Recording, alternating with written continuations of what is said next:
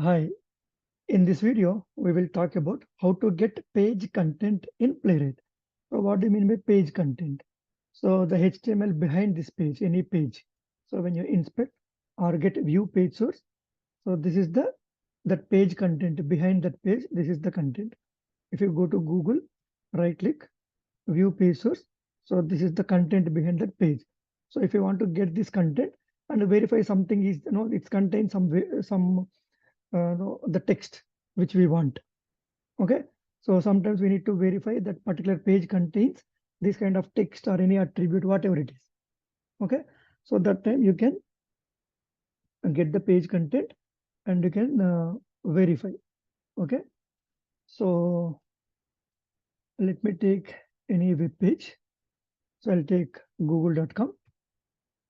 So we'll try to print the content. So for that, first page is equals to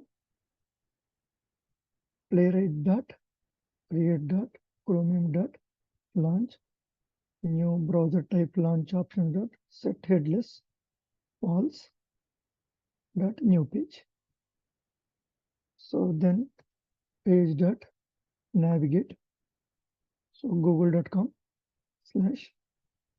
So string page content is equals to simple page dot content. That's it. S out.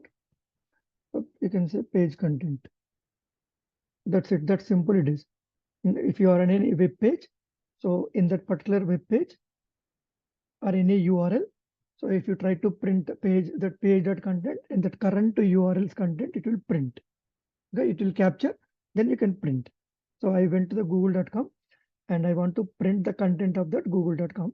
So for that, on that particular page, I'm taking page dot content. It will return the entire content in the form of string. So I can print that. Okay. So let me run this one and see whether it is printing that content or not. So let me stop this. So stop. I want to close after that. Page dot close. So let me rerun now.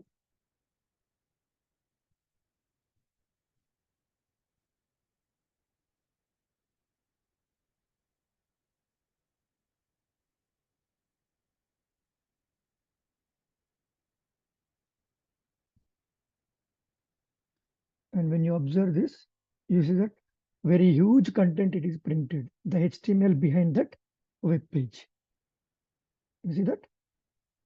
So this is how you will get the content of that particular web page.